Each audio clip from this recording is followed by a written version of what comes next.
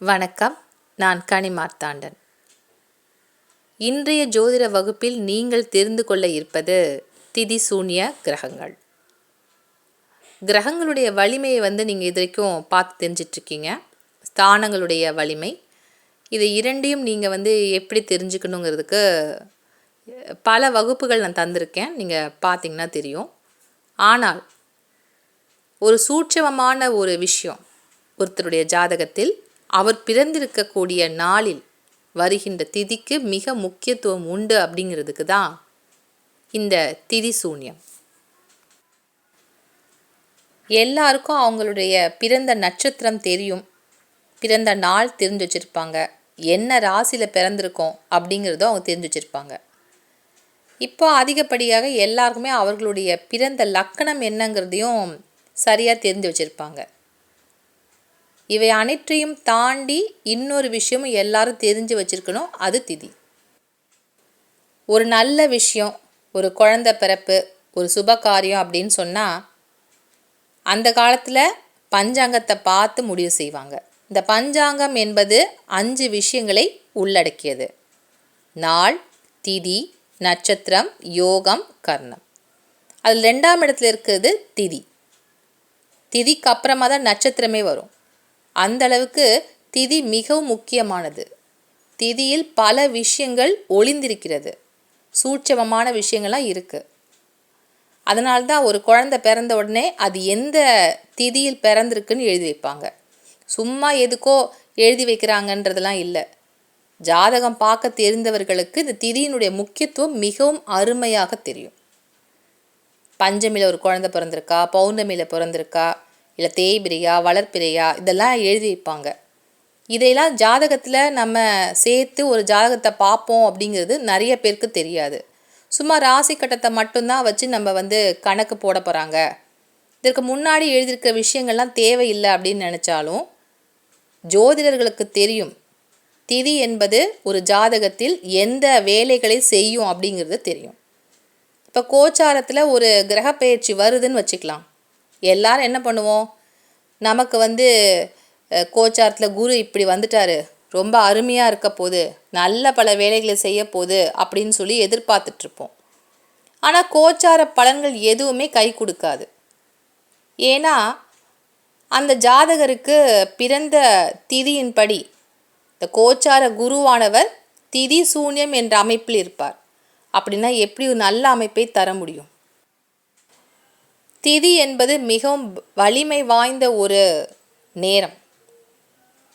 உங்களுடைய திதிக்கு ஏற்ப சில கிரகங்கள் சூன்யம் அடைந்து விடும். சூன்யம் என்பது பூஜ்யம். இந்த பூஜ்யம் என்பது என்னது? 0. அப்படின்னா அந்த கிரகங்கள் முழுமையாக பலமற்று அந்த ஜாதகத்தில் வேலை செய்யாது. ஒரு பரிகாரம் செய்யும்போது இந்த திதி சூன்ய நாட்களில் ஒரு பரிகாரத்தை செஞ்சால் அது பலிக்காது. ஜோதிடத்து இத்தனை விஷயங்களும் அடங்கி இருக்குது. இதெல்லாம் தெரிஞ்சிக்காம சில பேர் கமெண்ட்ஸில் எனக்கு தொடர்ச்சியாக கேட்டுக்கிட்டே வராங்க, குரு வக்கரம்னா என்ன? அதுக்கும் நான் பதில் கொடுத்துட்டேன். இருந்தாலும் அவங்களுக்கு அந்த பதிலில் தெளிவு இல்லை. எந்த இடத்துல இருக்குது, எனக்கு லக்கணம் இப்படி இருக்குது. நீங்கள் இந்த ஜோதிட வகுப்புகளை நீங்கள் முழுமையாக பார்க்கும்போது தான் உங்களுக்கு தெரிஞ்சுக்க முடியும். சும்மா ஒரு ராசி கட்டத்தில் இருக்கிற விஷயங்களை மட்டும் வச்சு ஜாதகம் பலன் தராது. இந்த பஞ்சாங்கத்தில் இருக்கக்கூடிய 5 யோகங்கள், நாள், திதி, நட்சத்திரம், யோகம், கரணம், இத்தனை விஷயங்களும் உள்ளடக்கியது தான் ஜாதகம். அப்படி என்றால் உங்களுடைய திதியும் ஜாதகத்தில் பலமாக வேலை செய்யும். இதெல்லாம் தெரிஞ்சிக்காம 2 விஷயத்தை மட்டும் நீங்கள் தெரிஞ்சுக்கிட்டால் நீங்கள் முழுமையான உங்களுடைய ஜாதக பலன்களை நீங்கள் அறிந்து கொள்ள முடியுமா? நிச்சயமாக முடியாது. உங்களுடைய பிறப்பு திதி எதுவோ அதற்குரிய சூன்ய ராசிகள் 2 இருக்கும். அந்த சூன்யத்திற்குரிய கிரகங்களும் 2 இருக்கும். இது பெரும்பான்மையான அனைத்து திதிகளுக்குமே இருக்கும். சில திதிகளுக்கு மட்டும் ஒரே ஒரு சூன்ய கிரகம் மட்டும்தான் வரும். அது பஞ்சமி திதியில் பிறந்தவர்களுக்கு மிதுனமும் கன்னியும் சூன்ய ராசிகளாக வரும். அப்படின்னா இந்த 2 வீட்டிற்கும், மிதுனத்திற்கும் கன்னிக்கும் புதனே அதிபதியாக வருவதால் அவர் மட்டும்தான் சூன்ய கிரகமாக வருவார். இது வந்து பஞ்சமி திதிக்கு மட்டும் கிடையாது, சதுர்த்தசி திதிக்கும் புதனே வந்து சூன்ய கிரகமாக இருப்பார். அஷ்டமிக்கும் அதே மாதிரி தான். குரு வந்து ஒரே ஒரு சூன்ய கிரகமாக 2 திதிக்கு வருவார். ஒன்று துவிதியை, மற்றொன்று ஏகாதசி. இந்த 2 திதிகளுக்கும் சூன்ய கிரகமாக குரு மட்டும்தான் இருப்பார். இந்த அட்டவணைகள் இது ஏற்கனவே ஜோதிடத்தில் கணிக்கப்பட்டு இருக்கிறது. இப்போ யாரும் கணிக்கல, இது ஏற்கனவே கணிக்கப்பட்ட விஷயங்கள் தான். பிரதமையில் ஒருவர் பிறந்திருந்தால் சூன்ய ராசிகள் மகரம் மற்றும் துலாம். இதற்குரிய கிரகங்கள் சனி மற்றும் சுக்கிரன். திருதியை திதிக்கு மகரம் மற்றும் சிம்ம ராசிகள் சூன்ய ராசிகள். இதற்குரிய கிரகங்கள் சனி மற்றும் சூரியன். சதுர்த்தி திதிக்கு கும்பம் மற்றும் ரிஷபம். இதற்குரிய சூன்ய கிரகங்கள் சனி மற்றும் சுக்கிரன். அடுத்தது சஷ்டி. ஏன்னா பஞ்சமிக்கு புதன் மட்டும்தான் சூன்ய கிரகம்னு சொல்லியிருக்கேன். சஷ்டிக்கு மேஷம் மற்றும் சிம்மம். அதனால் செவ்வாய் மற்றும் சூரியன் சூன்ய கிரகங்களாக வேலை செய்வார்கள். சப்தமிக்கு தனுசு மற்றும் கடக வீடுகள் சூன்ய ராசிகள். சூன்ய கிரகங்கள் குரு மற்றும் சந்திரன். அஷ்டமிக்கு புதன் மட்டுமே சூன்ய கிரகமாக வருவார். நவமிக்கு சிம்மம் மற்றும் விருச்சிகம். இதற்குரிய சூன்ய கிரகங்கள் சூரியன் மற்றும் செவ்வாய். தசமிக்கும் அதே மாதிரி தான், சிம்மம் மற்றும் விருச்சிகம். இதற்குரிய சூன்ய கிரகங்களும் சூரியன் மற்றும் செவ்வாயே. ஏகாதசிக்கு குரு மட்டும்தான் சூன்ய கிரகம். துவாதசி திதிக்கு மகரம் மற்றும் துலாம். இதற்குரிய சூன்ய கிரகங்கள் சனி மற்றும் சுக்கிரன். திரியோதசி திதிக்கு ரிஷபம் மற்றும் சிம்மம். இதற்குரிய சூன்ய கிரகங்கள் சுக்கிரன் மற்றும் சூரியன்.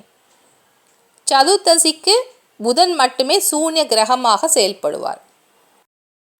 சில ஜோதிட நூல்களில் சதுர்த்தசிக்கு குருவின் வீடுகளான மீனம் மற்றும் தனுசும் சூன்ய கிரக வீடுகளாக செயல்படும் அப்படின்னு சொல்லப்பட்டிருக்கிறது.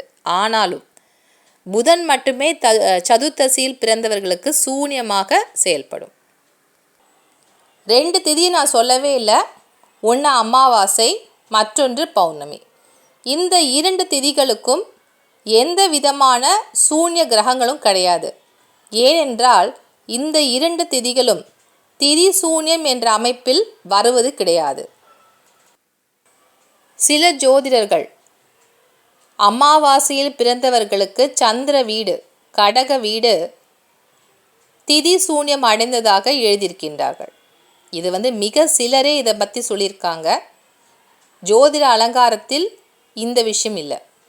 அதே மாதிரி பௌர்ணமியில் பிறந்தவர்களுக்கு திதி சூன்யம் என்பது சிம்ம வீடு இருக்கும். அதனால் சூரியன் செயல்படாதுன்னு எழுதியிருக்காங்க. ஆனால் இது அதிகப்படியான நூல்களில் இதற்கான விளக்கம் இல்லை.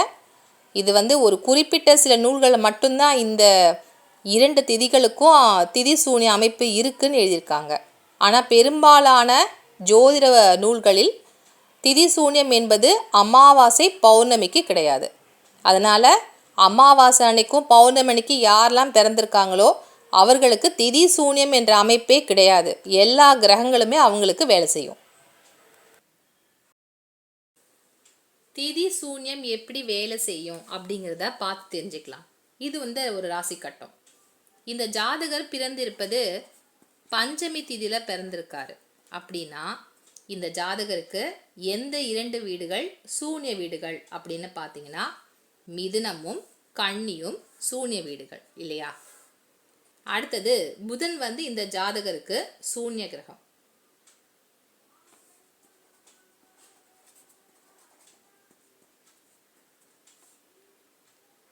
இந்த ஜாதகர் பிறந்திருப்பது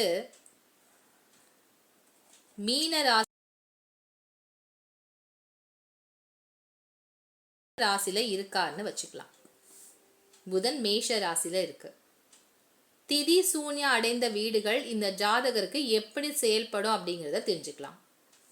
4வது வீடு மிதுன ராசி, கன்னி இவருக்கு 7வது வீடு. அப்படின்னா சுகஸ்தானம் இந்த ஜாதகருக்கு கெட்டு போயிடுச்சு அப்படின்னு தெரிஞ்சுக்க முடியும்.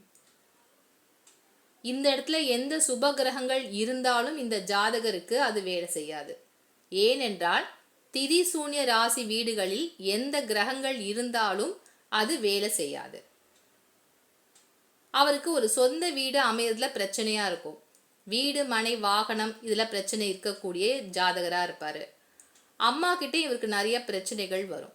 இந்த ஸ்தானங்கள்ன்ற வகுப்பை நீங்க பார்த்தீங்கன்னா தெரியும்.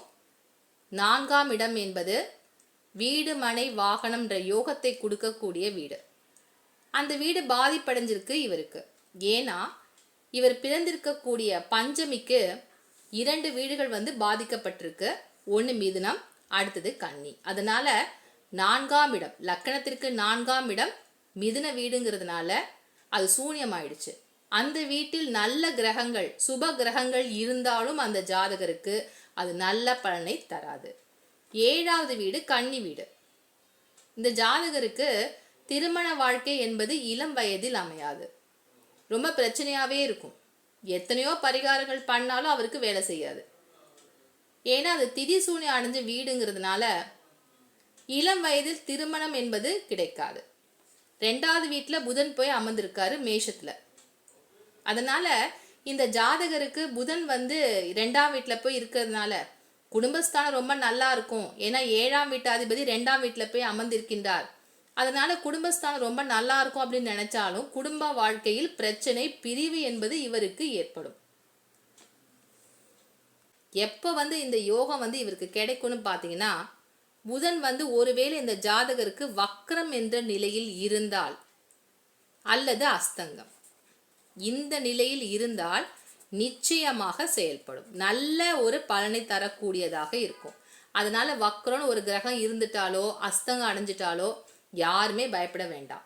திதி சூன்ய ராசியான ஒரு கிரகமாக இருந்தால் அது அஸ்தங்கமோ நீசமோ அடைஞ்சு இருந்தாலும் நல்ல பலனை தான் தரும். இப்போ ஒருவேளை புதன் இந்த லக்கணக்காரருக்கு புதன் மீன ராசியில இருக்காருன்னு வச்சுக்கலாம். மீனத்துல புதன் இருந்தா என்ன அர்த்தம்? நீசம் இல்லையா? நீச கிரகம் லக்கணத்துல போய் அமர்ந்திருக்கிறதுனால இந்த ஜாதகருக்கு வலிமை குறைஞ்சிரும் அப்படின்னு நினைச்சா நிச்சயமா நடக்காது. திதி சூன்ய வீட்டினுடைய அதிபதி புதன் நீசம் பெற்று லக்னத்துல அமர்ந்திருக்கிறதுனால இந்த ஜாதகருக்கு சிறப்பாக செயல்படும். அப்ப திதிங்கிறது எவ்வளவு முக்கியமான விஷயம்னு உங்களுக்கு புரிஞ்சிருக்கும். திதி சூன்யம் அடைந்த கிரகம் நீசம், அஸ்தங்கம், வக்ரம் இந்த நிலையில் இருந்தால் அந்த ஜாதகருக்கு நல்ல பலனை தரும், யோக பலனை தரும்.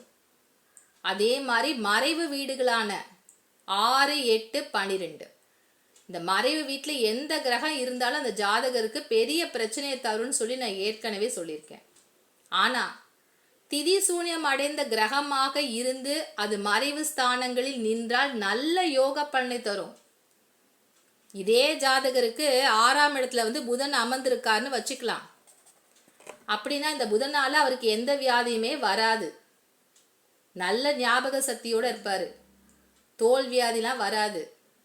உடல் நலத்தில் நல்ல ஒரு ஆரோக்கியமாக இருப்பாரு. இது அனைத்துமே திதி சூன்ய கிரகம் 6, 8, 12 போய் நின்றால் மறையாமல் நல்ல பலன்களை இந்த ஜாதகருக்கு தரும். சூன்ய கிரகமான புதன் பாவ கிரகங்களுடன் சேர்க்கை பற்றி இருந்தாலும் இந்த சூன்யமானது வேலை செய்யாது. பாவ கிரகங்கள்னா என்ன? அசுப கிரகங்கள். சூரியன், செவ்வாய், சனி, ராகு, கேது இந்த 5 கிரகங்களுடன் புதன் சேர்ந்து இந்த ஜாதகத்தில் எந்த ராசி கட்டத்தில் இருந்தாலும் அந்த சூன்யமானது வேலை செய்யாது. இதற்கான விதிகள்லாம் இப்போ நான் உங்களுக்கு சரியாக சொல்லியிருப்பேன்னு நினைக்கிறேன். முதல் விதி, சூன்ய ராசி வீடுகளில் எந்த கிரகங்கள் நின்றாலும் நல்ல பலனை தராது. அதற்கு அடுத்ததாக சூன்ய கிரகம் எந்த வீட்டில் போய் அமர்ந்தாலும் நல்ல பலனை தராது. ஒருவேளை இந்த சூன்ய கிரகமானது வக்ரம், ஹஸ்தங்கம், நீசம், பகை இந்த வீடுகள் போய் நின்றால் நல்ல பலனை தரும்.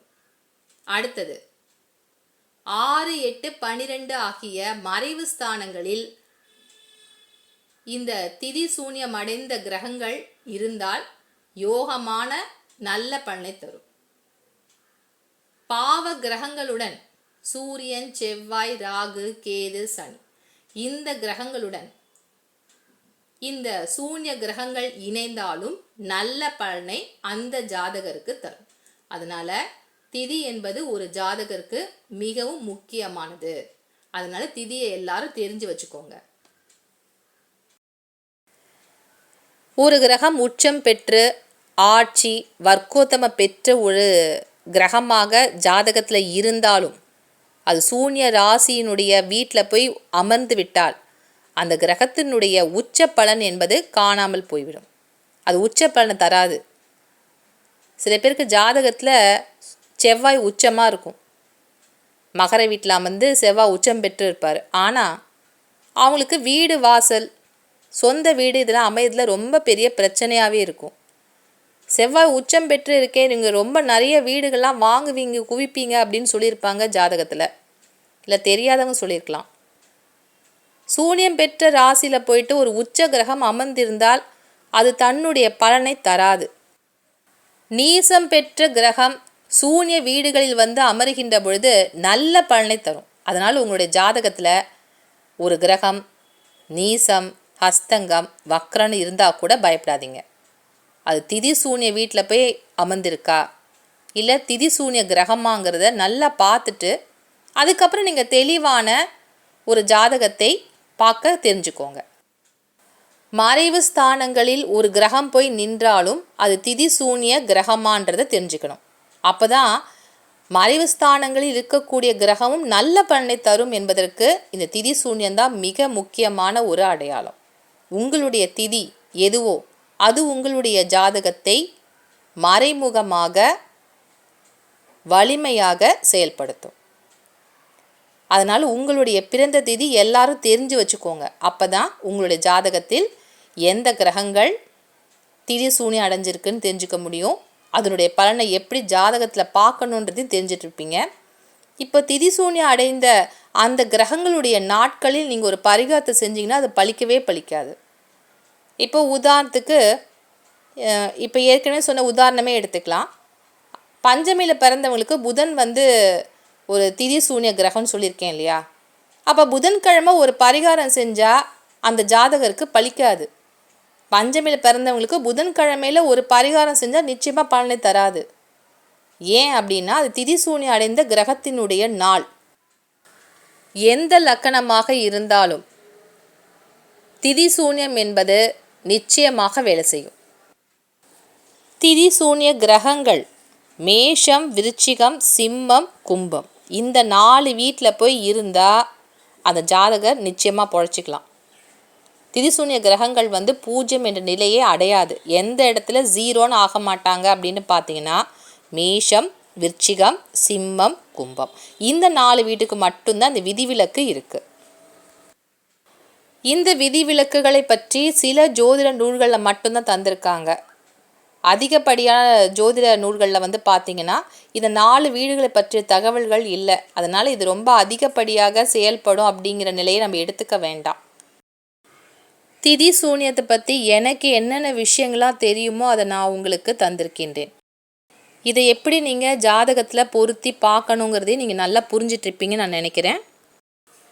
அடுத்த ஜோதிட வகுப்பில் உங்களுக்கு இந்த நவாம்ச லக்கணத்தை பற்றி நான் சொல்லித்தரேன். மீண்டும் நல்ல பல தகவல்களுடன் உங்களை வந்து சந்திக்கின்றேன். நன்றி, வணக்கம்.